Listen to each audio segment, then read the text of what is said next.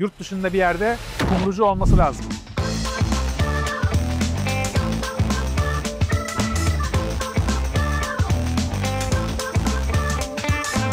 Burada çok güzel ekmekler yapılıyor. İzmir'in ilk un fabrikasının sahipleri şu anda. Favori imza yemeği acılı, ayak kadar acı. Hayatımda ilk defa köftede pişirme usulünü böyle farklı gördüm. Small ya da medium? Big. Tabii. O kadar mı? Önce dikkatli ol verin. Tamam. Acı. Acı. Acı abi. Vallahi acı.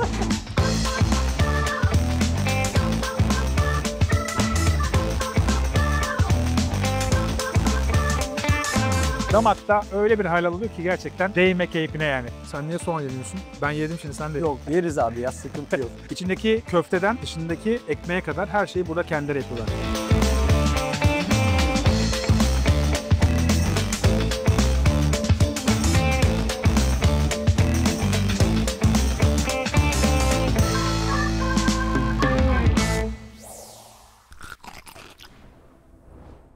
Güzel bir videoyla daha karşınızdayız. Ayaküstü Lezzetler'deki yeni konseptlerimizden Şehrini Gezdir için İzmir'deyiz. Sadi ile beraberiz. Nasılsın, iyi misin? İyiyim abicim, teşekkür ederim. Ben teşekkür ederim. Sağ ol, teşekkür ederim. Beni çok güzel şekilde ağırlamış oldun. Sabahın erken saatinde buluştuk. O yüzden çok teşekkür ederim sana. Ben teşekkür ederim abi kanala davetin için. İzmir çok güzel bir yer. Yani şu şehirde uyanmak ve hakikaten yani şimdi deniz kenarında olmak farklı bir olgu bence. Ben deniz olmayan bir şehirde yaşayamam. Sen aslında normalde İstanbul'da yaşıyordun. Daha sonradan buraya taşındın değil mi? Evet abi, 9 yıl kadar İstanbul'da yaşadım. Yaklaşık 13-14 aydır da İzmir'deyim. Çok güzel. İki şehir de çok güzel. Yani İzmir, İstanbul arası çok fark yok aslında ya. Bence güzellik de. açısından. Bence de, ama insanı güzel. İzmir'in yemekleri güzel bence. Kesinlikle. Burada özel lezzetler var bence. Bir de Evet. özellikle sakatat için İzmir'e gelmek gerekiyor. Seviyor musun sakatat? Abi çok tercih etmesem de yine de seviyorum.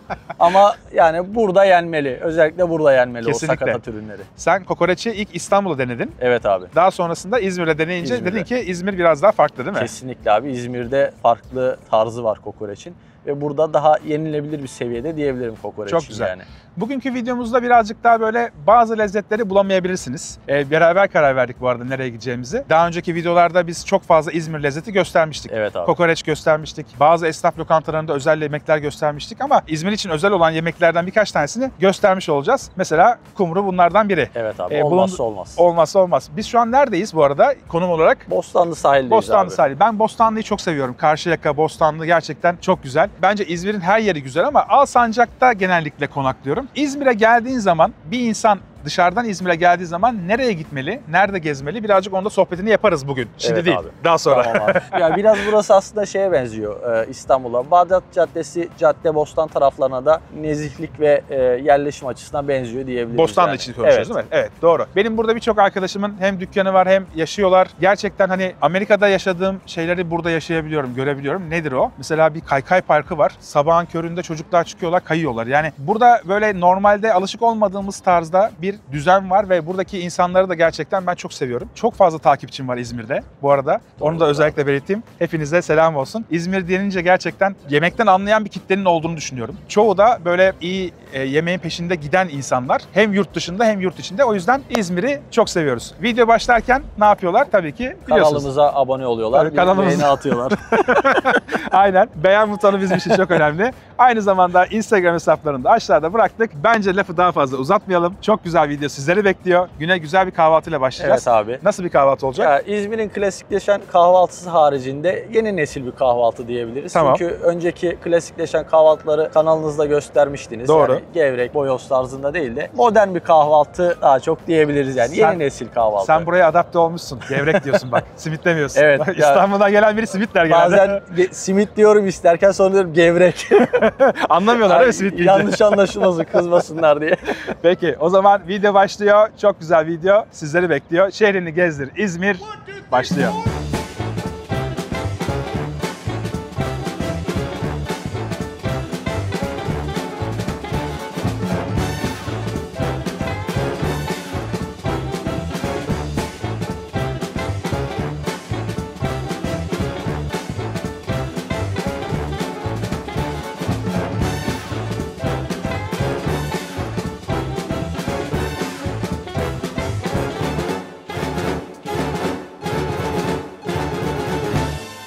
İlk durağımız olan Bondi Bakery'e geldik. Burası bir fırın, aynı zamanda uncular.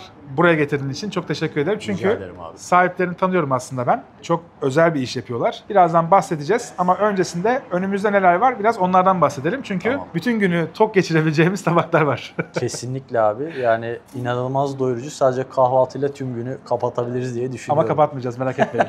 Devam edeceğiz. Peki sende bir Egg Benedict var. Bu tabak yumurta ve etin bir araya geldiği çok güzel bir tabak. Altta da brioche bir ekmek var. Ve tabii ki yanında da bir salatamız var. Bende ise füme antrikot tabağı var. Altta tam buğday ekşi maya bir ekmek var. Üzerinde çırpılmış yumurta. Hemen üzerinde Nevyan'dan gelen bir füme antrikot ve en sonda da kelle peyniri var. Yine çok güzel bir salata. Salatanın üzerinde de pancar turşusu. Aynı zamanda demin Sadi'nin tabağında olduğu gibi de benim tabakta da bir patates ve mantar dokunuşu da var. Ortada bir çılbırımız var, kasap sucuğu ve aynı zamanda çok güzel bir keçi yoğurdu var. Burada da tam tahıl bir ekmeğimiz var. Bu tabaktaki önemli detaylardan biri hemşin tereyağı olması. Nedenini anlatacağım birazdan. Burada kara buğdaylı labneli bir poğaçamız var. Glutensiz bir poğaça. O yüzden çok fazla tercih ediliyormuş. Ve tabii ki olmazsa olmaz bir gevreğimiz var. Simit demeyeceğim. Bu gevrek de ekşi mayalı. Evet, nereden başlayalım? Tabaklarımızdan başlayalım. Ardından diğerlerinin tadına da bakarız. Afiyet olsun. Teşekkürler abi. Sana da afiyet olsun. Biz şimdi hem yeriz hem sohbet ederiz. İlk lokmaları atalım. Bir kere bunun tamamını bitirirsek hakikaten gün boyu tok duracağız. O yüzden Kesinlikle. tadına bakarak gidelim. Dükkana ilk girerken senin dikkatini çeken bir şey oldu mu? Abi inanılmaz bir kokuyla girdik. Mükemmel bir kokuydu. Ekmek kokusu inanılmaz geliyor değil güne mi? o kokuyla başlamak bile çok güzeldi yani. Kesinlikle. Burada çok güzel ekmekler yapılıyor. Bunun tabii belli sebepleri var. Uncular. İzmir'in ilk un fabrikasının sahipleri şu anda. İstanbul'da da Gün Bakery var. Belki biliyorsunuzdur. Gün Bakery'nin sahibi Özlem'in abisi Yusuf Bey buranın sahibi. Aynı zamanda eşiyle beraber, Emel Hanım'la beraber yapıyorlar. Emel Hanım mutfakta. Aynı zamanda MSA çıkışlı kendisi. Bu tabakları kendisi hazırlıyor ve gerçekten çok doyurucu. Kendileri yiyecekmiş gibi hazırlamışlar. Öyle görüyorum. Normalde bir işletmede bu kadar büyük bir kahvaltı tabağı çok göremeyiz. O yüzden İzmir'de doyumluk tabaklar var diyebiliriz. Abi kesinlikle yani yumurtası ve salata miktarı bile çok fazla. Gün bununla kapatılabilir dediğin gibi. Ama biz kapatmayacağız. Normal günlük hayatında nasıl bir kahvaltı yapıyorsun peki Sade? Abi ben mesleğimden dolayı kahvaltı bazı günler atlamak durumunda kalabiliyorum. Gece ayakta geçirdiğim için genelde sabah biraz daha hafif olabiliyor. Mesleğinden de bahsedelim mi? Ne iş yapıyorsun? Olabilir. Hemşireyim. Yaklaşık 10 yıldır. 1 yıldır buradayım. Bu mesleği yapıyorum. Çok güzel. İzmir'e bir sene önce geldin Evet, aslında. bir sene önce geldim abi. 9 yıl İstanbul'daydım. Bence çok şanslısın. Çünkü İzmir'de yaşamak bence çok güzel bir şey. Güzel, evet. Ama tabii dışarı çıktığında seninle mesela sabah konuştuğumuzda söylediğim bir şey vardı. Yazın özellikle yazlık bir bölgeye yakın bir konumda yaşamak çok farklı dedin değil mi? Abi kesinlikle o çok güzel yani. Yaklaşık 1 saat içerisinde deniz kenarına ulaşmak çok Denize iyi. girmek çok Özellikle keyifli. bizim meslekte yani bir nöbet çıkışında 1 saat sonra ayağınızı denize sokmak muhteşem bir şey yani. Çok güzel. Asıl yoğun bakımdasın. Evet. Çok zor bir mesleğin var. O yüzden sana kolaylıklar diliyorum. Teşekkürler Video içinde abi. konuşuruz, sohbet ederiz. Tamamdır abi. Ama kahvaltımızı yapmaya devam edelim. Sen biraz yavaş gidiyorsun gibi geliyor bana ya. Normalde ben dedim ki abi ben yerim, güzel yerim dedim. Yok, yeriz abi ya, sıkıntı yok.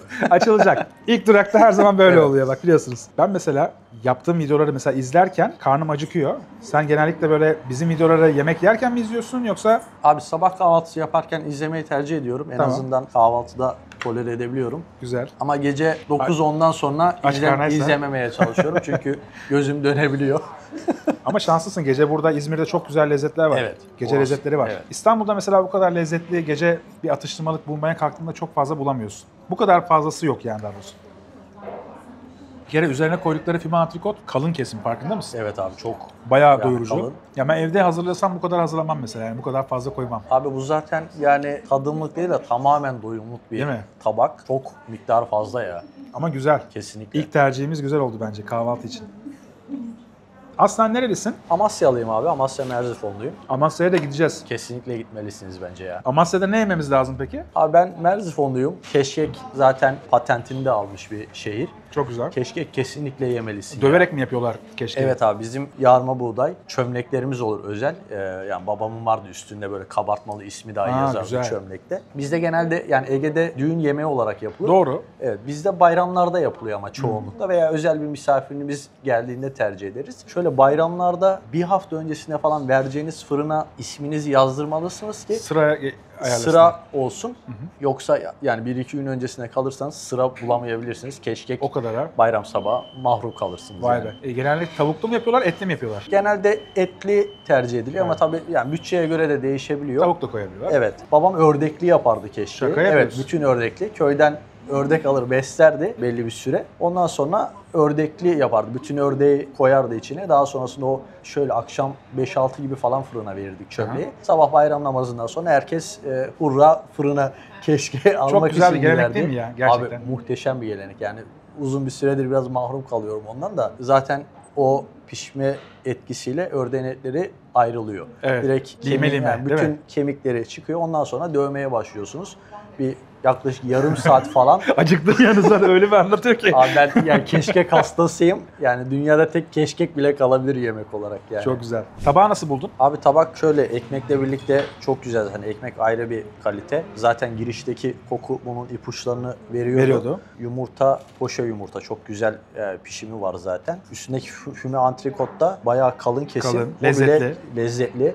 O bile kendi başına tamamen bir doyurucu hal almış durumda. Bir de üzerinde en son bir Hollandaise sos var. O da tabii ki Benedict'in olmazsa Evet. olmazlarından biri. Bendeki yumurta mesela çırpılmış yumurta çok güzel. Kıvamı çok güzel ve bence normalde bir restoranda çok fazla bu kadar yani 3 yumurtadan aşağı yanı yok. Belki 4 yumurta bile olabilir. Bu kadar büyük bir yumurta porsiyonunu görmedim. Fiyatları birazdan söyleyeceğim. Hani bu fiyatlara bu kahvaltı gerçekten fiyat lezzet olarak çok iyi kalıyor. Çılbıra girelim istiyorsan beraber. Olur abi. İstediğin bir ekmek var mı? Burada bir sürü ekmek var. Şunu alayım abi ben. Tamam, Direkt okey. en üsttekini alayım. Ben de şunu aldım o zaman. Bundan çılbıra giriş yapalım. Çılbırın içinde hemşin tereyağı var. Aslen Çamlı hemşinliler. O yüzden güzel bir tereyağları var. O bölgeden geliyor. Aynı zamanda tabii ki Karadeniz bölgesinden gelenlerin birçoğu ekmekçi, fırıncı, Evet. pastacı. Buradaki Pide. birçok pastane de aslında Karadenizlidir. Reyhan Pastanesi mesela burada sahipleri Karadenizlidir. Evet abi. Onun gibi düşündüğün zaman biraz da Bondi'nin sahipleri aslında yeni un fabrikasının sahipleri daha çok böyle uncular, daha çok böyle ekmek yapmak üzerine odaklılar. Hamur işlerinde uzmanlar bence. Buyurun. Abi kendi ürününe zaten hakim olunca çok daha kaliteli bir ürün Kesinlikle. ortaya çıkabiliyor. Kesinlikle öyle. Buradaki önemli özelliklerden biri mesela kendi yapmıyor belki sucuğu ama buradaki iyi bir kasaptan kasap sucuğu yaptırıyor. Evet. O da bence önemli. Çevredeki bildiği esnaflardan alışveriş yapıyor olması da önemli bir konu. Kesinlikle abi. Biraz tabii beklettik Evet. ve kurumuş. Ama yine de tereyağı devreye girdi mi güzel bir kombinasyon oluyor her zaman. Ben şöyle çatalımı da devreye sokacağım. Altta bir keçi yoğurdu var. Tereyağı çok güzel. Tereyağı da güzel abi. Ben yoğurtlu kısmını da aldım. Yoğurt da bayağı lezzetli. Daha mı şey yapıyor? Krema Yani- kıvamında değil mi? Yoğurt çok lezzetli geldi bana. Yoğurtlu biraz daha fazla denk geldi bana. Vallahi yoğurtlu daha güzel. Yoğurt çok iyi. Çok güzel. Sucukları alalım. Tam bir kasap sucuk. Çok güzel. Ve fazla baharatlı değil. Farkında mısın? Yok tamam yani et tadı daha baskın geliyor abi. Gevreğimize de giriş yapalım. Olur Sana abi. şöyle yarısını paylaştırıyorum. Teşekkür ederim abi. Bence İzmir demek gevrek demek. Yani bu konuda hiç tartışmaya gerek yok. Dünyadaki en iyi kahvaltılardan biri. Gevrek, peynir, özellikle İzmir tulumu ve yanına güzel bir çay. Dünyada daha öte bir lezzet bilmiyorum yani. Hakikaten çok iyi. Abi, klasik ve gayet güzel bir kahvaltı. Sen yerken bir anda buranın biraz hikayesini anlatayım. Bondi'nin hikayesi aslında yeni un fabrikasıyla başlıyor. Yeni un fabrikası da İzmir'in ilk un fabrikası. 1947'de kurulmuş. Açılışını da İsmet İnönü yapmış. Enteresan bilgiler. O zaman Tanık ailesindeymiş un fabrikası. 1991 yılında Hoşer ailesine geçmiş. Hoşer ailesinde işte Yusuf Hoşer, Emel Hoşer buranın sahibi. Yusuf Bey'in kardeşi Özlem Hoşer İstanbul'daki Gün Bakery'nin sahibi. Yani aileden uncular ürünün iyisini bildikleri için ve aynı zamanda pişirme usulünü çok iyi bildikleri için çok güzel ekmek ürünleri, hamur işleri olabiliyor. Burada vitrinde o kadar fazla ürün var ki insan geldiği zaman hepsini denemek istiyor. Buraya geldiğiniz zaman mutlaka vitrinden bir ürün seçmenizi, normal tuzlu kahvaltıdan sonra tatlı bir ürün daha seçmenizi tavsiye ediyorum. Özellikle unsuz ve şekersiz olanlara bakabilirsiniz. Gün Bakery'de mesela İstanbul'da ben çok sık gidiyorum oraya, çok fazla yiyorum orada. Aynı tarzda, aynı usulde, aynı unla hazırlanan ürünler var burada da. O yüzden İzmirliler de çok şanslı. Bence fiyatlar da uygun. Dışarıdaki birçok yere göre bu kalitede bir ürün yaptıkları için gayet uygun kalıyorlar. Son bir tane ürünümüz kaldı. Onu da deneyelim bence. Tamam Onu abi. sen bir ellerini böl istiyorsan bana Tabii da abi, yarısını tabii verebilirsin. abi. Labne var içinde onun da. Bayağı Parçalandı değil mi? zaten direkt. Tamam, süper. Şöyle aldım vereyim ben. abi. Tamam, okey. Bu kara buğdaylı labneli poğaça. Glutensiz bir poğaça. O yüzden bu civarda oturanların birçoğu genellikle bunu çok fazla tercih ediyormuş. Gelmişken biz de denemek istedik. Oo. Kara buğdayı bayağı hissedebiliyorsun abi. İçi biraz ıslak kalmış, farkında mısın? Labne olduğu için. Evet abi. Ve şeyi çok güzel. Çiğnerken ağzı dolduruyor. Doyurucu bir poğaça bence ve sağlıklı. En güzeli de bu. Kahvaltıya güzel başladık. Adisyonu isteyelim. Sıradaki durağa devam edelim. Adisyonumuz geldi. Füme antrikot tabağı 590 lira. Egg Benedict 590 lira. Sucuklu çılbır 550 lira. Kara buğdaylı poğaçamız vardı 50 lira. Simidimiz var 25 lira. Çaylarımız da 50'şer lira. Bence bu tarz bir kahvaltı için fiyat lezzet oranı çok iyi. 590 lira, yani bu kadar dolu bir tabak normalde İstanbul'da veya başka bir yerde yemeye kalksan çok daha fazla olurdu. Abi güne başlamak için hem böyle bir kahvaltı hem de böyle bir fiyatla gayet güzel bir durak diye düşünüyorum ben Çok de. güzel. Doyurucu. Tabii biz yarım bıraktık mecburen ama çok doyurucu bir kahvaltı. Ve ürünlerin de kalitesi anlaşılıyor herhalde, değil mi? Yani bir de birçok kişi biliyordur. Nebiyan Doğal'dan geliyor bu füme antrikotlar. Yani böyle dışarıdaki X bir yerden veya ne bileyim bir market ürünü değil. Dolayısıyla güvenle yenilebilecek tarzda ve kendi yaptıkları ekmeklerle de çok güzel uyumlu. Biz burayı çayımızı içip bitiriyoruz.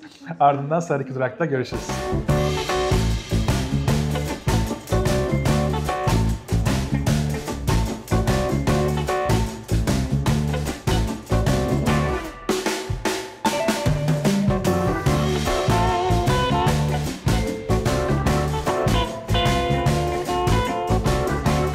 Şimdi nereye geldik? Abi Mavişehir'deyiz. Kumru yemeye geldik. Daha öncesinde gitmiştin zaten. Bu sefer farklı bir noktaya getirdim seni. İzmir usulü bir kumru yiyeceğiz. İzmir usulü kumru benim en sevdiğim kumrulardan biri. Şimdi birçok kişi değiştiriyor. İçine malzemeleri farklılaştırıyorlar ama bence orijinal usulle kumru yemek lezzeti çok daha arttırıyor.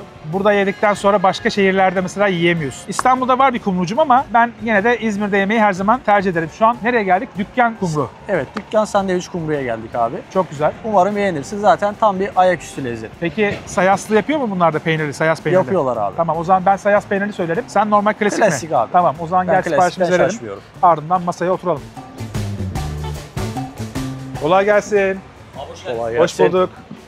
Abi klasik kumru var. Var. Sayaslı var mı? Var. Tamam, ben sayaslı yiyeceğim. Sen? Ben klasik Klasik. alayım abi. Tamam hemen abi. O zaman- Hemen gönderiyorum. Tamam, biz oturuyoruz. Sana bıraktık abi. Tamam. Eyvallah.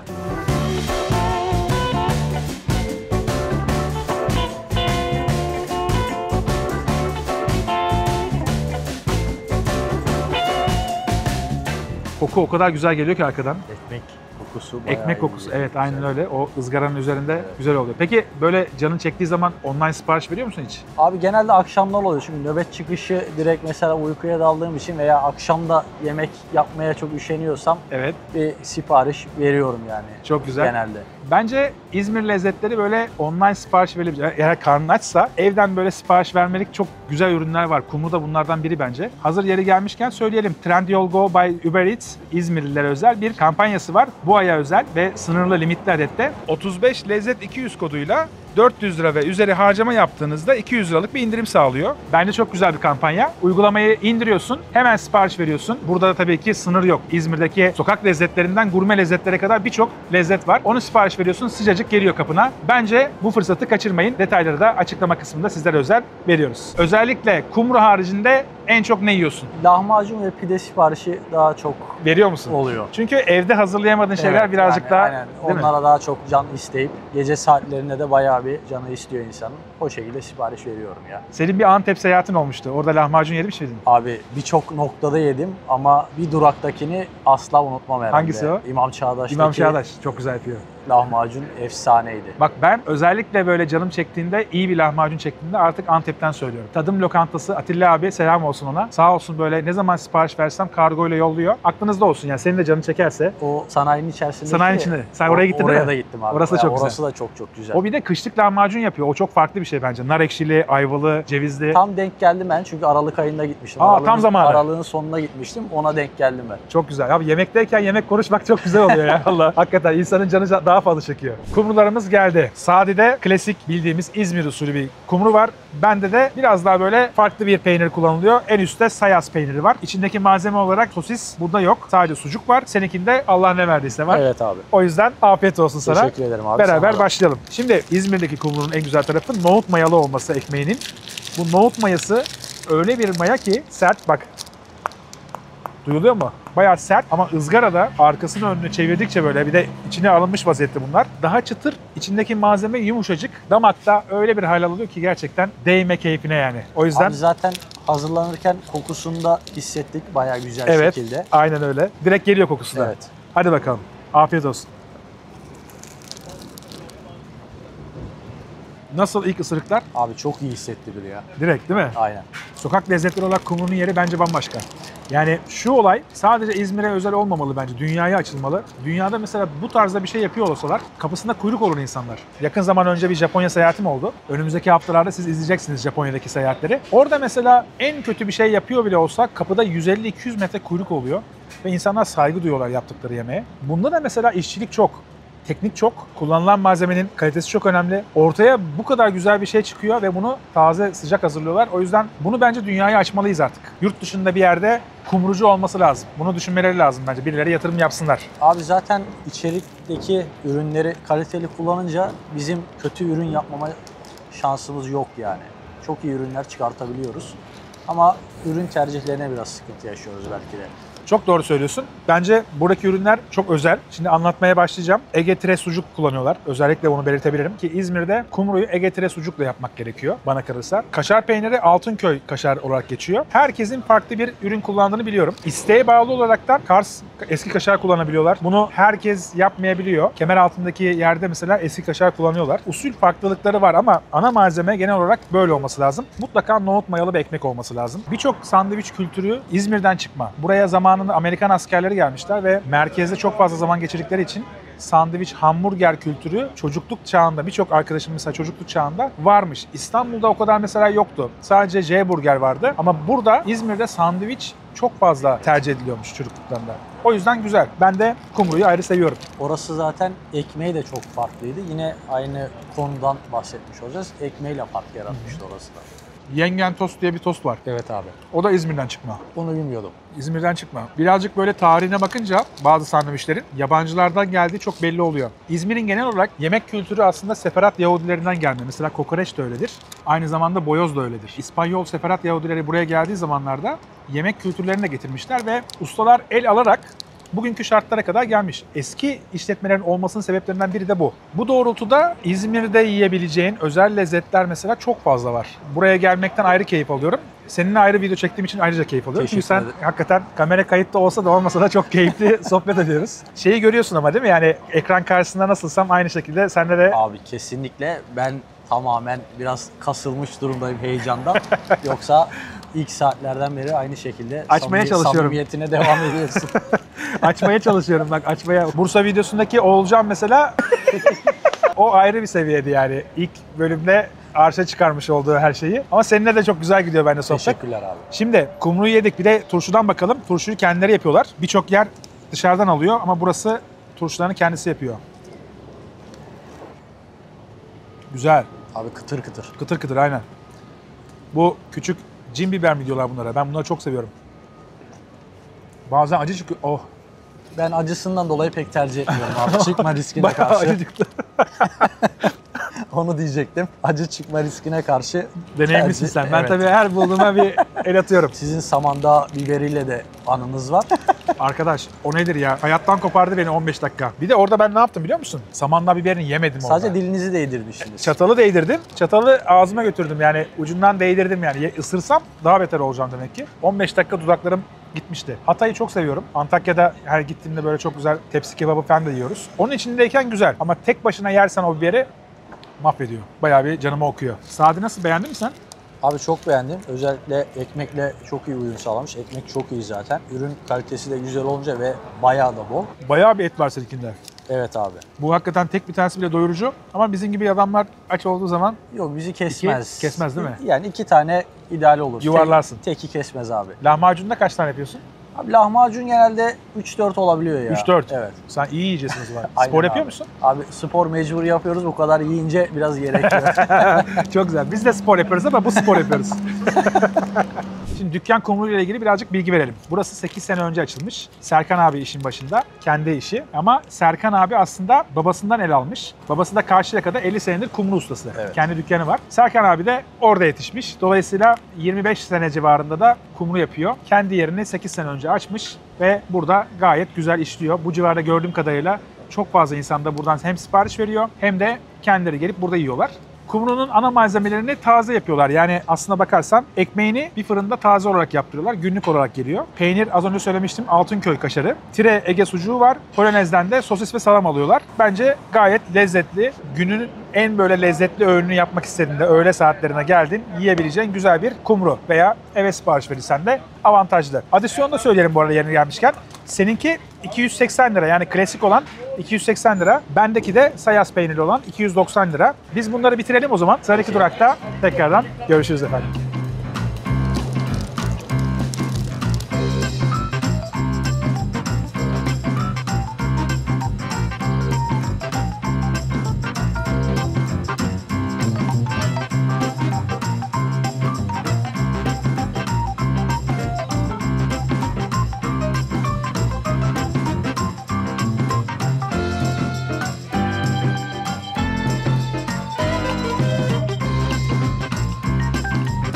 Şimdi merkezde, sanayi içinde Zaim Usta'ya geldik. Burası İzmir dendiği zaman sosyal medyada en çok dikkat çeken işletmelerden bir tanesi. Arkada inanılmaz bir kuyruk var. Çok fazla insan yemek yemeye gelmiş burada. Biz önümüzde birkaç tabak var. Bunlardan bahsedeceğiz ama bahsetmeden önce bir Ali Usta'yı gösterelim. Tezgahta bir iki bir şey doldursun. İnsanlara farklı şeyler hazırlıyor. Mesela tepsinin içinde 7 farklı yemek koyuyor. Onları da bir hazırlasın. Ardından tekrardan burada görüşürüz.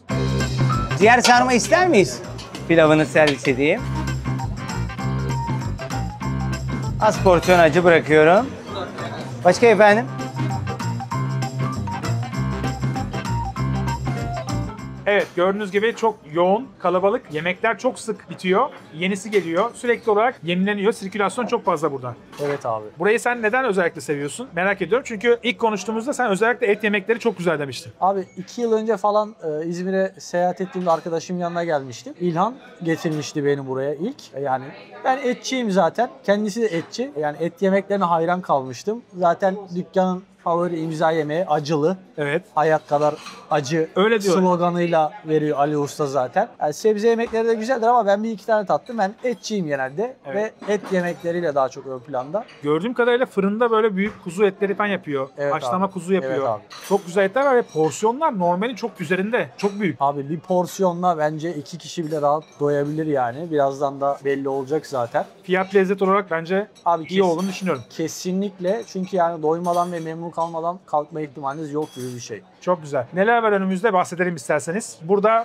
tabii ki esnaf lokantası dendiği zaman en sevdiğim yemeklerden bir tanesi ekşili köfte var. Bunun terbiyesini yoğurtla yapıyorlar. Bugün konusu geçti. Keşkek. Evet abi. Keşkek görmüşken de sipariş verdik. Bu hakikaten yarma buğdayla çok güzel şekilde hazırlanıyor.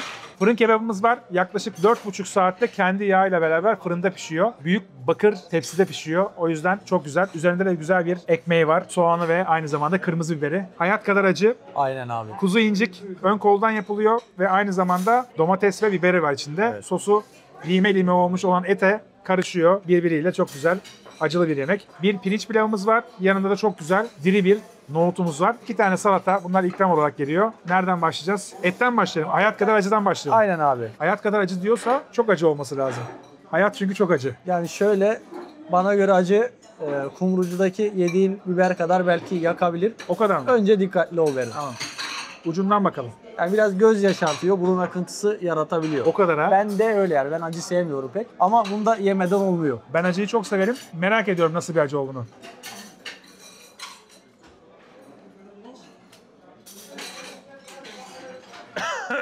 Acı.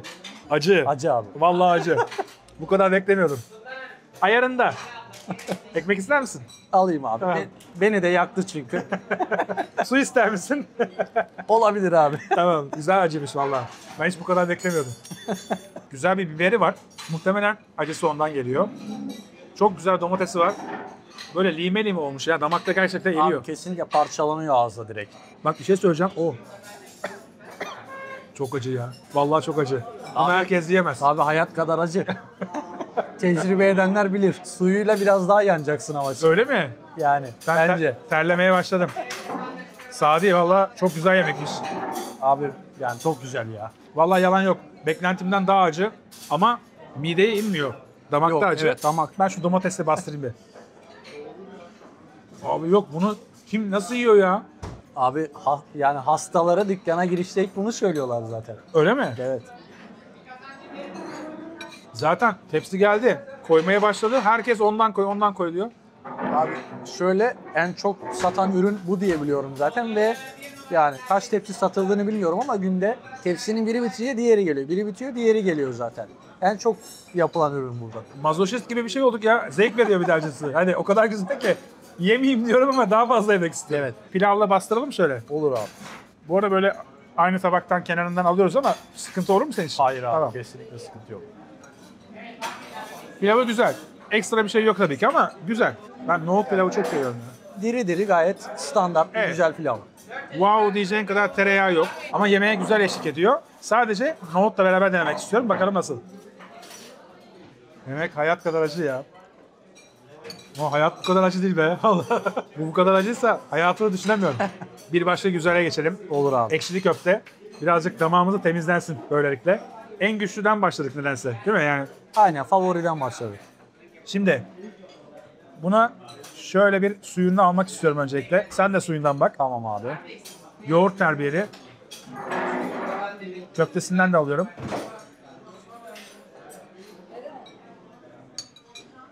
Suyu biraz var ama köftede çok o tat gelmedi. Evet, ekşisi çok fazla gelmiyor. Bir limon falan istiyor. Aslında limon sıksak güzel olur da. İster misin? Bana uyar abi. Benlik hiç sıkıntı yok. Her ortama uyum sağlayan insanlara bayılıyorum. Vallahi. Abi ben yemekle sağlarım. Şöyle bir... Al şimdi al. Al. Böyle al. Bak nasıl güzelleşti. Tadı değişti. Evet. Ekşisi Aynen. eksikmiş değil mi? Kesinlikle. Biraz daha ekşi olabilirdi. Bence bunun köftesini normalde çok iyi ayarlayamıyorlar. Pirinç de et miktarını, dozajını şaşırıyorlar. Bu tam olması gerektiği gibi. Çok fazla pirinç yok. Et tadını daha fazla alıyorsun. Köftesi Evet. daha fazla. Kesinlikle. Ben o yüzden güzel olarak nitelendiriyorum. Sadece biraz soğukluk. Biraz daha sıcak olabilirdi. O bizden kaynaklı ama. Aynen. Ufak da limon dokunuşuyla. Aynen. Burada assolis var. kebabı. Fırın kebabı. Şunu bir ekmeği şöyle güzel bir ayırıyorum. Kenarına da bırakabilirsin abi bence suyu için. Bence Öyle gayet mi? mantıklı olabilir. Şöyle küçük parça o zaman kenarına koydum ikimiz için. Evet. Çok güzel yağı var. Altında belli oluyor. Bak gördüğün gibi bu da hemen dağılmaya başladı. Evet abi. Et böyle lime lime olmuş. Abi çok iyi gözüküyor. Bir kere altındaki suyu kendi yağı. Geçmiş olsun. Geçmiş olsun arkadaşlar. Bu iş bitmiştir. Yani böyle bir et uzun zamandır yemedim. Abi olay. Kendi yağı ne kadar güzel farkında mısın? Abi şöyle yani damakta zaten parçalanıyor. Dişe bile gerek yok. Yani yaşlılar için ideal yemek yani direkt parçalanıyor. Dede yemeği. Akıyor gidiyor yani. Bu kadar yumuşak eti çok uzun zamandır yemedim herhalde. Yani aklıma gelmiyor şu anda. Yakın zamanda yemedim. Kuzu çok Evet. lezzetli. Kendi yağında pişmiş olması çok güzel. Porsiyon çok doyurucu bence. Bir kişi yediği zaman Abi- bunu direkt doyar. Porsiyon yani 2 kişi için ideal. 2 kişi bunu yiyip doyup Normalde ben bunu paylaşmam tabii. kimseyle. Yani tek başıma Abi, yerim bunu. çekimden sonra bir tane daha söyleyelim Söyle. sana.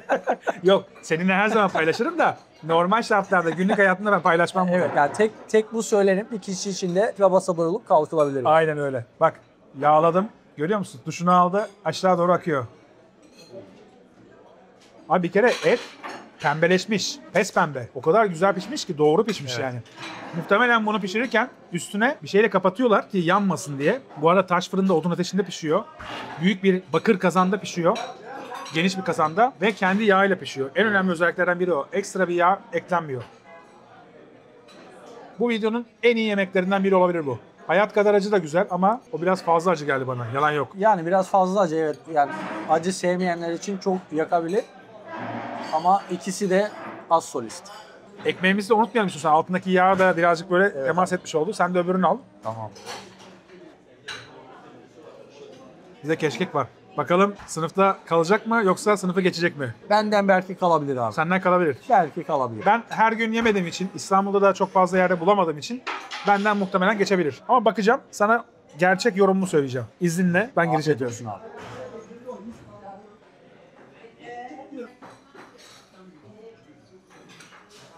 Bunun birazcık daha dövülmesi lazım bence. Evet.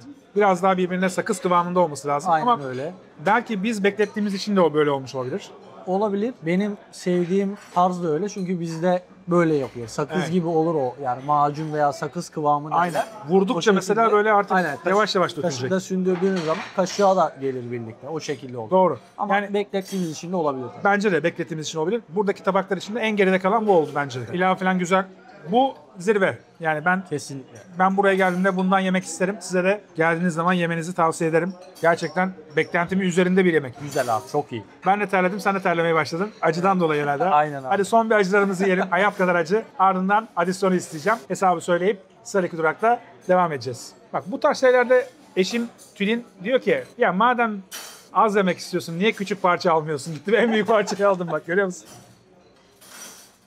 Adisyonumuz geldi. Öncelikle buranın yani Zaim Usta'nın bir sanayi lezzet durağı olduğunu özellikle tekrar belirtmem Evet. gerekiyor. Bu yemek fiyatları dışarıda bir yerde çok zor bence. Sanayide olduğu için bu kadar uygun. Kesinlikle abi. Fırın kebabı 600-650 gram civarında çiğ haliyle fırına giriyor. Bu et 650 lira. Hayat kadar acı dediğimiz içi bol etli olan tabağımız 530 lira. Ekşili köftemiz 440 lira. Pilavımız nohutlu şekilde 100 lira. Keşkeğimiz 100 lira. Sularımız da 25'er lira. Bence gayet lezzetli ve fiyat lezzet olarak da İzmir'de yediğim en iyi yemeklerden bir tanesi. Bu Kesinlikle. neredeyse piştikten sonra 400-450 gram civarı. Hadi içinden 150 gram kemiğini çıkart. Çok güzel bir et yiyorsun. Full böyle pes pembe çok güzel bir et yiyorsun ve 650 lira. Bunu böyle birçok yerde 1000 liranın üzerinde yersin kesinlikle.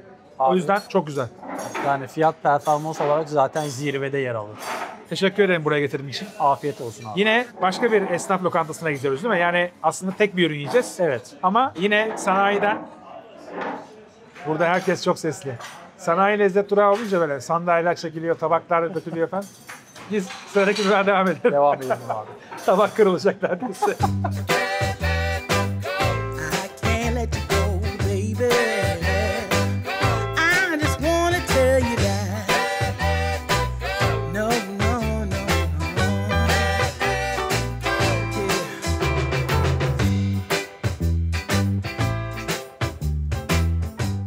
Bornova'daki ikinci sanayinin hemen yakınındaki köfteci Tamer'e geldik. Öncelikle farklı bir konsepte getirdiğin için teşekkür ederim. Rica ederim abi. Bu bizim aslında Ankara'dan alışık olduğumuz serpme köfte dediğimiz kağıtla beraber servis edilen köftelerden biri. Ama köfteci Tamer'in usulü birazcık daha farklı. Evet. Hayatımda ilk defa köftede pişirme usulünü böyle farklı gördüm. Normalde ızgarada pişer, yağları akar falan ama burada öyle değil. Izgaranın üzerine ayrıca bir saç var. Sacın içinde pişiriyorlar ve kesinlikle maşa değil, elle çevirerek köfteleri servis ediyorlar. Çok enteresan. Tam salaş mekan. O yüzden hoşuma giden konsepte. Ekmekleri var böyle soslu. Bunu bir biberle ve zeytinyağıyla sosluyorlar. Bu şekilde köftelerimiz var. Bu bizim yediğimiz tek porsiyon yani tam porsiyon. Bir de bunun 1,5 versiyonu var. Tek porsiyonda 10 adet köfte var. Yanında böyle baharatları, domatesi, sumaklı soğanı, ekmekleriyle beraber geliyor. Bence startı verelim. Başlayalım. Afiyet olsun abi. Afiyet olsun. Ekmeğimizle beraber yiyeceğiz değil mi? Evet. Tamam. Biraz yağ olacak ama usulünde bu var zaten. Biber acıdır herhalde. Artık acı yemeye alıştık burada. Ben almayayım abi. Dana ağırlıklı bir köfte. Hem dananın hem de kuzunun kaburga kısmını kullanıyorlarmış. Evet. Yağlı bir köfte aslında ama yağını akıttığı için ortaya birazcık daha böyle et tadı kalıyor. O sacın içinde yağlar birikiyor. Daha önce hiç görmediğim bir pişirme usulü. Şimdi hikaye köfteci Tamer'in aslında babasıyla başlıyor. Asıl köfteci olan Tamer amcanın babası. Evet. Tamer amca da normal kamyon şoförlüğü yapıyor. İçeride göreceksin mesela çok fazla otomobil fotoğrafı var, motosiklet fotoğrafı var. Şu an ocağın başında 3. kuşak Caner var. Tamer amcanın oğlu. El almış. Caner de otomobil ve motosiklet meraklısı. Tamer amca da aynı şekilde öyleymiş. Dolayısıyla Tamer amca kamyonculuğu bırakıp köfteciliğe başladığında babasının mesleğini yapmış oldu aslında. İlk olarak arabada başlıyor. Arabadaki sistemden sonra dükkana geçiyorlar. Yaklaşık olarak da 1996'dan beri hizmet veriyorlar. Bence kendi konseptlerini yaratmışlar. Çok enteresan bir konsept. Yani pişirme usulü olarak da servis olarak da İzmir'de daha önce görmediğim bir usul. Evet abi. Dediğin gibi Ankara usulüne çok yakın. Bostanlı'daki dükkanda da dediğin gibi çok farklı bir konsept vardı. Baharatı da ön planda bir köfte. Evet. Karabiber tadı baskın olarak gelebiliyor. Burada köfte tek başına bir yemek olarak aslında sunulmuyor. Yani köfteyle beraber mutlaka bu ekmek, bu soslu ekmek, domatesi, sumaklı soğanı olması lazım. Yerken hepsini birlikte yemek lazım galiba. Sen niye soğan yemiyorsun? Alayım abi. Ha? Alayım. Ben yedim şimdi sen de ye. Yok, sumaklı soğan tercih ederim. Eder misin? Yani Zaymusa'daki gibi düz standart değil de sumaklı soğan zaten bunlara da yakışıyor. Yakışır. Bunu böyle bir de alıp ekmeğin arasına koyacaksın. En güzeli de bu oluyor. Kendi dürümünü yapacaksın. Mesela köfte olarak tercihin genelde hangi köfte tarzı oluyor? Trakya usulünü biraz daha çok sevdim. Arkadaşlarla Edirne ve Tekirdağ'a doğru bir yemek seyahatine çıkmıştık. Kulakları çınlasın. Orada hem Edirne'de 2 tane köfteciye gitmiştik hem de yol üstünde tam adını hatırlamıyorum ama bir tane daha köfteciye gitmiştik. Oranın köftesini aşırı beğendiydim. Biraz daha oraya yakınım diyelim. Kırklareli tarafları, Lüleburgaz tarafları yol üstünde. Kırklareli Lüleburgaz'a Tekirdağ gitmedik mı? ama Tekirdağ'a ve notlarımda var aslında gittiğim yerin adı da. Şu ana kadar ya izlediğim bütün videolardan gittiğim yerler var. Evet. Onları telefonuma not olarak kaydediyorum. İşte mekanın ismi, sonrasında çok beğendiysem yanına 1 yıldız, 2 yıldız ve konumları atıyorum. Konaktaysa konak, İstanbul Bağdat Caddesi falan diye yazıyorum. Çok güzel. 120-130 tane durak kaydetmişim var. Hepsi Var. ayaküstü lezzetlerden mi? Evet abi, hepsi öyle. Süpersin. Benden sonra tasdikliyor. Çok iyi. Ama böyle olması lazım zaten. Yani ben mutfağı kontrol edemem, tamam mı? Yani Evet. aynı şekilde benim yediğim iyi olabilir ama benden sonra gidenler için kötü bir deneyim olabilir belki. Bunu benim denetleme şansım yok. Dolayısıyla sizlerin, yani senin gibi birçok takipçimin bana yazması çok önemli. Seninle eski yazışmalarımıza baktım. Hakikaten sen yazıyorsun yani. Evet Özellikle abi. abi şuraya gittim, burası güzeldi falan diye. O çok önemli benim için. O yüzden tavsiye ediyorum. Yani siz de bana yazarsanız şurayı tavsiye etmiştiniz, bozmuş ya da düzgün devam ediyor. Bu benim için önemli. Evet Çünkü abi. ben hala tavsiye etmeye devam ediyorum insanlara. Süre geçtikçe de tabii oradaki çalışan kişiler falan da değişebilir. Ürün tedariğindeki yerler de değişebilir. Bu sefer lezzet de değişiyor. Abi bilinçli izleyici kadar güzel bir şey olamaz ya. Vallahi yemin ederim bak. Helal olsun sana Sade. Bu arada ayran da gayet güzel ve lezzetli. Onu da kendileri yapıyorlar. Evet. Hep söylerim zaten. Lezzetli bir ayran. Güzel. Köfte birazcık daha yağlı olabilirdi bence. Bir tık kuru geldi bana. Bence tarz olarak farklı. Diğer köfteler gibi değil. Tabii biraz da yine beklettik. Ama ateşi neredeyse hiç görmüyor. Yani ateş gören bir ızgaranın üzerinde saç var. Sacın ısınması lazım ki bu köfte ısınsın. Düşük ateşte pişmiş oluyor böylelikle. Normalde suyunu içinde hapsetmesi lazım. Suyunu bırakıyor tabii. O sacın içinde komple su içinde, yağ içinde kalıyor. Dolayısıyla biraz kurutulmuş oluyor bana kalırsa. Bu böyle gerçekten aperatif, böyle hemen ye kalk tarzında bir köfte. O yüzden o konuda insanları mutlu eder diye düşünüyorum. Evet. Hızlı şekilde servisi var çünkü. Özellikle böyle saat 3.30-4 gibi de tüm servis bitiyormuş. Biz yetiştik. Yani daha doğrusu ayırttık. Şu an saat 3. Başka bir durağımız daha var. Evet abi. Ondan dolayı bunu da bölüşelim istedik. Bugün bayağı bir yer geziyoruz ha. 5 durak iddialı bir rakam. Memnun da kaldık gittiğimiz Sen duraklardan. ne diyorsun şimdi? Hani videoyu şimdi ilk defa yakından görmüş oldum. Abi- Eğlenceli ve kolay değil mi? Yani ulan adamlar oturuyorlar, yemek yiyorlar. Yok diyorsun. değilmiş abi. Yani benim düşündüğüm ya kamera kayıtta zaten yiyip kalkıyorlar. Ne güzel iş, öyle değilmiş. Arka planda çok daha fazla zorlukları var. Ama keyifli, biliyor musun? Birincisi daha fazla yemek deneyebiliyorsun bu meslekte. Evet. İkincisi sizler gibi güzel insanları tanıyoruz. Teşekkürler. Hem işletmecileri tanıyoruz, hem takipçilerimizle beraber vakit geçiriyoruz. Genelde böyle gittiğim şehirlerde, ülkelerde mutlaka takipçilerimle karşılaşıyorum. Onların da fikirlerini alıyorum. Bana birebir tavsiye çok önemli. Yani sen burada yaşıyorsun, senin tavsiye ettiğin mekana gitmek benim için çok daha değerli. Ben çünkü turistik olana gitsem hiçbir şey ifade etmiyor benim için. Gerçi bugün gittiğimiz yerlerde turistik olan yok muydu? Tabii ki var. Var. Ama bunu da göstermek gerekiyor. İçinde ne yediğini, neyi beğendiğimizi anlatmak gerekiyor. Tabii ki. Bugün de anlattığımızı düşünüyorum. Ne yiyeceğiz bundan sonra? Bundan sonra bir burger yiyeceğiz abi. Evet, ben orada adresi biliyorum. Çok da seviyorum. En sona bıraktım ki keyifle yiyelim. Uzun Uzun diye. Evet. Peki biraz mesleğine dönecek olursak. Sen aslında sağlık personelisin ama biraz daha farklı bir dalda, değil mi? Hemşireyim abi. Hemşiresin. Evet. Ama yoğun bakımda. Yoğun bakımda, koroner yoğun bakımda çalışıyorum. İşin zor bence. Bütün sağlık çalışanlarının işi zor. Birim fark etmeksizin severek çalışıyoruz. Evet, çok güzel. Peki o zaman adisyonu isteyelim. Fiyatları söyleyip lezzet keşfimize devam edeceğiz. Adisyonumuz geldi. Tek köftemiz vardı. 10 adet geliyor. Fiyatı 360 lira. İçeceklerimiz de 40 lira. Toplamda 440 lirayla buradan yolcu oluyoruz. Bence fiyat olarak gayet uygun. Lezzet olarak da ye kalk tarzı bir köfte olduğunu Evet. özellikle belirtelim. Aynen abi. Çok daha yağlı bir köfte istiyorsanız bu o değil. Bu birazcık daha bütün olarak değerlendirilmesi gereken bir köfte. Daha yağlı köftelerden hoşlanıyorsanız bu hoşunuza gitmeyebilir. Bu biraz daha böyle Yine aperatif bir aperatif ürün. köftelerden biri. Evet, aynen öyle. Biraz daha dışarıdaki etkenlerle lezzetlendirilmiş Evet. güzel bir tabak. Tabak değil, kağıt. Sütlacımız ve sodalarımız geldi. İstiyorsan öncelikle sütlaçla başlayalım. önce gurme olarak, Başlayayım mı? gurmesi olarak başla abi. Tabii ki.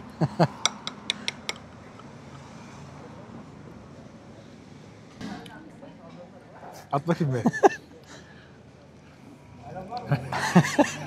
Ne oldu? Abi sadece sütlaç içinde gelirim. Çok güzel. Benim evim yakın zaten buradan. Bir şey söyleyeceğim. Çok güzelmiş hakikaten. Bu kadar beklemiyordum açıkçası. Ben de beklemiyordum. Pirinci çok güzel. Tane tane geliyor. Abi kıvamı falan Süt tadı çok güzel iyi. geliyor. İzmir'de bu kadar iyi süt ürünü yaptıklarını ilk defa görüyorum. Ben Süt de beğendim. Çok iyi. Ben de beğendim. Çok beğendim hatta. Ne kadar acaba? Fiyatını sormadık. İkram ettik dediler. Bir kaşık daha. Sadi beğendin galiba Abi sütleri. Ha? çok beğendim ya. Sadi'nin evi de buraya yakınmış. İyi bundan sonra gelirsin sütlaç yemeye. Net gelirim abi. Değil mi? Yani sütlaç özlemi içeriyordum zaten İstanbul'dan buraya gelince. İstanbul'da çünkü bayağı yerde denedim. Sen şey sütlacı dedin da. bana, burada Karadeniz pidesi bulamıyorum diye İzmir'de. Ya bir iki yerde yedim ama İstanbul'da yediklerim gibi değildi. Ümraniye'de oturuyordun İstanbul'da. Evet, Ümraniye'de Tabii oturuyorum Orada da çok abi. güzel pideciler var haliyle. Evet yani ayda bir iki ben net lider pidem vardı. Güzel. Üstüne Orada de sütlaç da bir geliyordun. sütlaç patlatıyordum. Tabii. Ama burada o pideyi bulamadım. Yani daha doğrusu bir iki yerde gittim bulamadım. Sütlacı buldun ama. Sütlacı buldum. Abi afiyet olsun. Darısı pidenin başına abi. İnşallah, inşallah. Peki o zaman sütlaçlarımız da her biri 150 lira. Biz bunları bitiriyoruz. Hakikaten bitireceğiz. Evet. Ardından sıradaki durakta orada da tatlı yiyeceğiz bak haberin olsun. Çok iyi bir tatlıcı var yanlarında. Ya bu sütlaçtan sonra yükseldim zaten yerim abi. Yiyeceğiz. Bundan sonra yiyoruz. Son durakta görüşürüz efendim.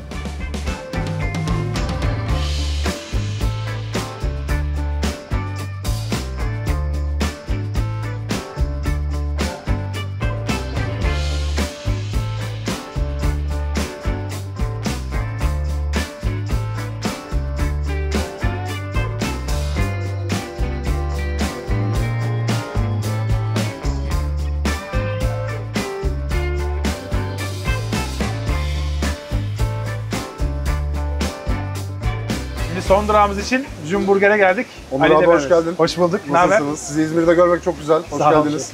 Teşekkür ederiz. Buyurun nasıl yardımcı olabilirim size? Ne yiyeceğiz? Jumburger'e hoş geldiniz. Vallahi abi bütün menü özel. Arasından herhangi bir tanesini de seçebilirsin. Ama bence Jumburger yapayım size. Tamam. Bir tane de en spesiyel olan ürünümüz Real Truffle Burger yapayım. İçerisinde gerçek trüf dilimi kullandığımız, beyaz trüf ezmesiyle hazırlamış olduğumuz el yapımı bir mayonezden içinde var. Köfte, emmental peyniri, gerçek trüf slice, biraz frank soğan ve biraz da trüfleyle zenginleştiriyoruz. Sonuna kadar dolu dolu bir trüflü burger Sonuna bence. kadar varız o zaman. Sonuna kadar. Hiç yememiş gibi. Eşiyemiş gibi.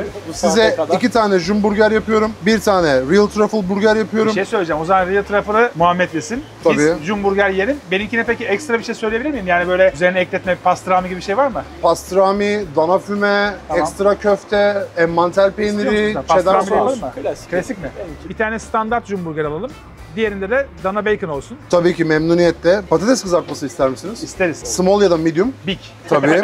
Bence bir tane medium yeterli olur diye düşünüyorum size. Tamam bir tane video. İçecek ister misiniz? İçecek isteriz. 2 tane de içecek diyorum Tamam, o zaman. aynen. Efendim sizlere 15 numarayı veriyorum. Tamam. 15 numara titrediği zaman siparişiniz içeride hazır olmuş demektir. Lütfen içeceklerinizi dolaptan almayı unutmayın. Tamam. Kendimiz alıyoruz.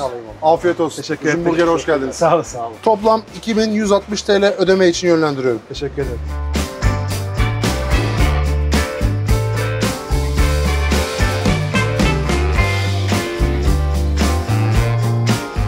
Evet siparişlerimiz geldi. Önümüzde 2 tane burger var. Az önce sipariş verdiğimiz Jumburgerler. Benimkinde ekstra olarak dana bacon var. Burada güzel bir sosumuz var. Ne olduğunu içinde anlatacağım. Bir de patates kızartmamız var. Medium hakikaten doyurucuymuş. Öyle gözüküyor. Hamburgerden başlayalım. Buyurun. Şu hamburger sizinki. Tamam Sade abi Bey. alayım. Hamburgeri ısıraraktan başlayalım. Soğutmayalım. Tamam abi. Böyle güzel bir burgerimiz.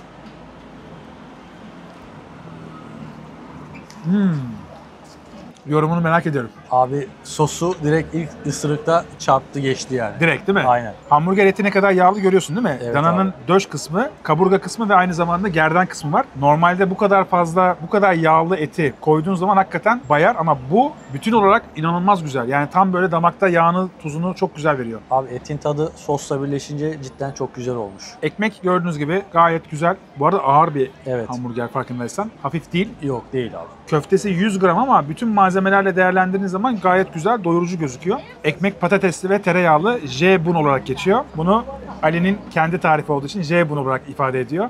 Bence güzel. Aslında Jumburger nereden geliyor ondan bahsedeyim mi sana? Tabii abi olur. Ali ile ben neredeyse 20 yıldır tanışıyorum. Bayağı var. O kadar var. Yani bak mesela öyle resmi şekilde biri karşıladı ama orada 20 yıldır tanışıyoruz. Ali eskiden çok fazla böyle grafiti hala yapıyor da grafiti yapıyor sokaklara ve onun lakabı Jumbo'ydu. Oh. Ve Ali'yi biz bildik bileli çok güzel böyle İzmir'in özellikle Karşıyaka'nın, Bostanlı'nın sokaklarına çok fazla imzasını atmıştır. En sonunda kendi imzasını da hamburgere atmış oldu. Çünkü 15 yıllık bir deneyimi var hamburger konusunda. Evet abi. En sonunda dünyaya açılacak bir hamle yapmış oldu. Nedenlerini ve nasıl yapacağını da anlatmış olacağım birazdan. Biraz daha tadına bakalım bence. Tamam abi.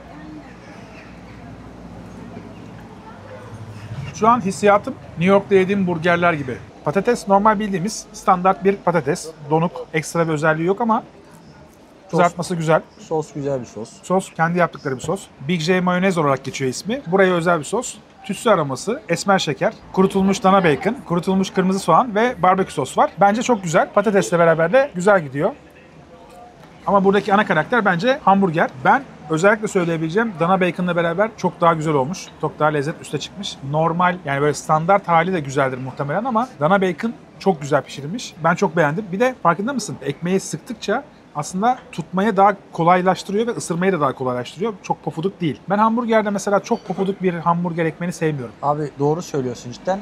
Ekmek de bunun %50'sini oluşturuyor diyebiliriz. Çünkü kötü bir ekmek ne kadar güzel bir köfte olsa da komple kötü yapabiliyor ama bu ekmekle köfte birleşince çok daha güzel bir ürün ortaya çıkmış. Kesinlikle. Bu birazcık daha diğerlerine göre daha yağlı bir Evet. farkındaysan. Ellerimiz falan yağlanıyor Kesinlikle. ama lezzetli. Yani hamburger yiyorsan birazcık yağlı olacak bence. Buna da katlanacağız. Lezzete değer. Birçok yerde yemek yedik. Özellikle aklımda kalan yer neresi oldu? Abi Zaim Usta'nın acılısı Acılı. ve fırın kebabı diyebilirim. Fırın kebabına sen de zaten eridin bittin. Evet. Acılısında da yandık kül olduk. Aynen öyle. Özellikle fırın kebabı ve kumru. Kumru da çok iyiydi. Kumru da çok iyiydi. Ve Ya ilk başta Bondi'nin ekmekleri de çok iyiydi evet, bence. evet. Çılbır çok güzeldi. Bu videoda aslında birçok yerde iyi yemekler var ama farkındaysan biz çekim yaptığımız için birazcık bekletiyoruz ve mecburen soğuyor. Abi hem bekletiyoruz hem de yani bu damak tadına kişiye göre de değişiyor, Değişiyor. daha doğrusu. Bana iyi gelen sana kötü gelebilir. Aynen öyle abi. Yani mesela sütlaç denedik. Sütlaca ikimiz de eridik bittik. Başkası bu sütlacı beğenmeyebilir. Ama Beğenmedik. burada Doğru. kendi fikirlerimizi söylüyoruz ve tavsiyede bulunuyoruz nacizane. Kesinlikle. Sadece bence İzmir'de yaşayanlar çok şanslı. Ulaşabileceğin yemekler çok lezzetli. Kokoreç bunlardan biri. Kumru bunlardan biri. İşkembenin en kralı bence burada. Nohutlu işkembe falan da var. Yani kelle paça var. Sakat'ın tüm ürünleri burada çok çok daha iyi diyebiliriz abi özellikle. Mide dolma var. Evet, güzel yerde bunlar yenilince beğenmeyen insan bile ilk tadışında ya ben bu zamana kadar neden yememişim diyebilir. Evinde böyle buzdolabını açtığında mutlaka gördüğün bir ürün var mı? Mesela peynir. Mutlaka oluyor mu? Abi çok peynirci değilim ben Tamam. ya. Sen ne yiyorsun abi? Söylesene bana. Ne söylesem sevmiyor. Kahve sevmiyor. Çay sevmiyor. Ama ne yiyorsun söyle. Abi nöbetlerden çok vakit kalmıyor yemek Kalmıyor yemeye değil mi? ya. Gerçekten gece gündüz çalışıyor. Peki, bir şey- Sağlıkçılar çok çalışıyor. Tabii sağlıkçılar çok çalışıyor. Nöbetten çıkıp sabah erken saatte bir yerde yemek yeme alışkanlığın oldu mu? Abi çok oldu çünkü 24 saat ayaktayız. Biz 24 saat usulü çalışıyoruz. Sabah giriyoruz, ertesi sabah çıkıyoruz. Karın çoğunlukla acıkıyor. Acıkıyor. Bir de protein alman lazım. Enerji gerekiyor. tabii ki. Evet. Çıkışta Allah Sabah ne verdiyse. bir yavaş yavaş alışsam da bir çorbacı oluyor. Güzel. Veya burada gevrek, boyoz direkt gidiyoruz Simit yani. diyecektin galiba. Aynen. Simit diyecektim. Tepki çekmeyelim. Gevrek, boyoz onlar da güzel. Boyozu Evet. mesela yumurtalı yemeleri çok enteresan ve onu böyle misinayla kesmeleri çok enteresan geliyor bana. Abi ben klasikten yanayım hep Klasik. ya. Sade abi. Yanına çay içmesem de bir peynir, domates, söğüş. Peki dolabında ne var söyle. Abi ben dolap- alışveriş yapmıyorum diyor musun? Dolabımda ne var? Güzel soru ya. Abi şu an dolap boş herhalde. Abi yumurta alıyorum çünkü sabah kahvaltısında protein ağırlıklı yemek için yumurta net oluyor yani. Et ve tavuk alıyorum genelde. Yani Peki yemek yapmayı seviyor musun günlük hayatında? Yani böyle buzdolabını açtın, malzemeler var. O malzemelerle bir yemek yapayım dediğin oluyor mu? abi üşeniyorum genelde. Yani yaptığım zamanlarda oluyor ama özellikle gece saatlerinde yaptığım yemeklere doymuyorsam ki ben 10-11 gibi acıkırım. Net siparişi veriyorum yani. Abi senin metabolizmanda olmayı çok isterdim ya. Yani gece yemek yiyip de kilo almamak gerçekten Yok abi kilo alıyorum ya. Benim göbek bayağı fazla yani. oldu mu göbek? Biraz kamufle ediyorum oversize'la ama. Abi ben de kamufle etmeye çalışıyorum da olmuyor. Şimdi birazcık daha burgere dönecek olursak. İçindeki köfteden dışındaki ekmeğe kadar her şeyi burada kendileri yapıyorlar. Köfte karkas olarak et geliyor. Eti Aliler kendileri ayıklıyorlar, temizliyorlar. Kıymasını kendileri çekiyorlar. Dışarıda normalde birçok burgercide kıyma çekilmiş hazır şekilde dolapta bekler. Burada günlük olarak taze yapıyorlar. Yani hiçbir şekilde dolapta kıyması çekilmiş hazır şekilde beklemiyor. Bu ne sağlıyor? Daha suyun içinde hapsetmiş bir köfte demek oluyor. Ali'yi çok eskiden beri tanıdığımı söylemiştim sana. Daha öncesinde yani yaklaşık bir 15 sene öncesinde Ali eti öğrenmeye, daha doğrusu burgeri öğrenmek için Sao Paulo'ya gitti. 63 Burger Burger and Stuff diye bir işletme var orada. Çok meşhurdur. Hamburger yapıyorlar. Ali orada hem kasap bölümünde çalıştı hem restoran bölümünde çalıştı. Birazcık da eti öğrendi aslında. Burada hani ne derler, alaylı, gerçekten işin merkezinde yetişti. Daha sonrasında MSA durumu da var Ali'nin. Şu anda eğitmenlik de yapıyor birçok kez. Özellikle hamburger konusunda eğitmenlik yapıyor orada. Sao Paulo'daki deneyiminden sonra Türkiye'ye geldi. Birçok işletmede çalıştı. Ona en son İstanbul'daki bildiğimiz Bartos Burger'i, yani ilk menülerin her şeyinin yaratıcısı olarak tanımlayabiliriz. En sonunda kendi markasını global bir marka yapmak için Jumburger olarak kendi memleketine, İzmir'e açmış oldu. Jumburger ilk şubeyi buraya, ikinci şubeyi New York'a açıyor. Long Island'da. Şu an inşaatı devam ediyormuş. Gerçekten gururumuz diyebiliriz. Yani Türkiye'den dünyaya açılan hamburgerciler var. Biliyorsunuz Londra'ya Zula Burger gitmişti. Evet. Amerika'ya ilk gidense Jumburger oluyor. Bence çok değerli. Daha sonrasında da Londra, Zürih ve Roma'da farklı şubelerle Jumburger'i görebileceğiz. Bence çok önemli. Çünkü sistem farkındaysan sipariş alma, aynı zamanda siparişin hazır olduğunda o titreyen aletin, yani yemeğin hazır diyen aletin olması bile aslında Amerikan şirketlerinde çok fazla gördüğümüz sistemi oturtmuş vaziyette Türkiye'ye. Bunu bireysel olarak böyle sıfırdan yapan bir hamburger dükkanı ilk defa yapıyor. Bu kadar başarılı şekilde ilk defa yapıyor. Helal olsun diyorum ben. Abi Bartos deneyimlemiştim ben Çengelköy'e de, evim yakın. Bartos'taki 2-3 burgeri deneyimleme fırsatım oldu. Orası da çok başarılı burgerciler arasında o reçeteler yer almıştı. Ali'nin reçetesi. Yani belli abi zaten ya. Yani ikisi de çok lezzetli. Sadece bu değil. Mesela birçok şehre gittiğinde danışmanlık verdiği çok fazla restoran var. O yüzden her şehirde bir tane var diyebilirim sana. Sadece İstanbul değil, Bursa'da var, Ankara'da var. Hatta İzmir'de arka sokaklardaki burgercilerde bile Ali'nin imzası var. Öyle söyleyeyim sana. Abi sen bunları bize tanıt, biz gidelim test edelim. Deniyoruz. Bundan sonra her yerde deniyoruz. Evet. Hamburgerlerimizi bitirdik. Şimdi bir de tatlı yememiz lazım. Şimdi şöyle bir güzellik var. Ali Jumburger'i açarken sadece hamburger dükkanı değil, aynı zamanda Amerikan konseptli ve İtalyan konseptli iki farklı dondurma servis ediyor. Biri soft serve ice cream, yani bizim Amerika'da bildiğimiz yumuşak, hatta Japonya'da bildiğimiz yumuşak dondurma. Bir de gelato, İtalyan tarzı. Yan tarafta Big Daddy Pastry isminde bir yer daha var. O da Amerikan pastane ürünlerinin olduğu çok güzel bir yer. Geldiğinizde farklı ürünler yemek isterseniz, daha önce yemediğiniz ürünler yemek isterseniz onun da tadına bakabilirsiniz. Ben buradaki fiyatları söylemiştim. Girişte sipariş verirken görmüştünüz adisyonu. 2160 lira olması lazım. Yanlış hatırlamıyorsam ödediğimiz rakam. Bir de soft ice cream yiyelim mi? Olur abi. Dondurma. Hiç sütlaç yememiş gibi. Soft ice cream yiyeceğiz. Sade artık alıştı. Son durakta alıştı artık. Aynen. Dondurmalarımız da gelsin. Ardından kapanışımızı yaparız. Dondurmalarımız geldi. Hemen hızlıca başlayalım. Hop. Ne diyorsun? Kakao tadı biraz daha baskın, ama her mevsimde çok rahat yenilebilir. Yenecek, Hafif değil mi? hafif ama. Çok hafif. İşte akıyor gidiyor. Yumuşak olmasının verdiği bir avantaj var. Ben bu dondurmayı çok seviyorum. Süt kalitesi daha hissedilir oluyor. Daha tadı Evet. böyle ortaya çıkıyor. Kakaosu da çok güzelmiş bu arada. Böyle karışık ikisi birlikte alabiliyorsunuz ya da ayrı ayrı da alabiliyorsunuz. Jumburger'deki dondurmanın haricinde Big Daddy'de daha fazla çeşit var. Onu da özellikle belirteyim. Dondurmalarda her biri 120 lira. Normalde mesela bu tarz dondurmalarda hazır bir karışım oluyor. Makineye onu koyuyorlar. Makine karıştırıyor ve dondurma haline getiriyor. Burada öyle değil. Burada sıfırdan kendileri hazırlıyorlar. Sütünü koyuyorlar, diğer malzemeleri koyuyorlar ve hepsini birleştirmesini, karıştırmasını sıfırdan yapıyorlar. O yüzden bence daha değerli, daha el yapımı bir ürün. Öyle söyleyeyim. Bir de Amerikan konsepti olduğu için milkshake'le burger de alabiliyorsunuz. O da çok güzel bence. Bunlar çok fazla böyle Türkiye'de gördüğümüz konseptler değil. O yüzden beğendim. Dondurmalarımız çok güzel ama senin o yemiş olduğun trüflü burger acayip. Üzerinde gerçek trüf rendesi var. Yani başka hiçbir yerde böyle görmedim gerçek trüf koyduklarını. Zaten servisinde ekmeği üstünden alınmış şekilde trüfleri göstererek servis ediyor. O yüzden çok şanslısın. Afiyet olsun sana da. Bence yine güzel bir videoydu ve Sadi ile beraber video çektiğim için çok şanslıyım bence. Çok güzel bir günü geçirdik beraber. Abi ben çok şanslıyım. Çok teşekkür ederim tekrardan. Umarım gittiğimiz yerleri beğenmişsindir. Çok beğendim. Özellikle bugün gittiğimiz yerler gerçekten çok güzel ama gidebileceğimiz, senin tavsiye ettiğin, listeme aldığım çok fazla yer var. Evet. İçlerinde farklı konseptler var. Evet abi. Onları da ilerleyen zamana deneyeceğim ve diyeceğim ki size burayı Sadi önerdi. Teşekkürler abi. Umarım bir sonraki videoda yayında da görüşürüz. tabii ki görüşeceğiz. Mutlaka görüşürüz.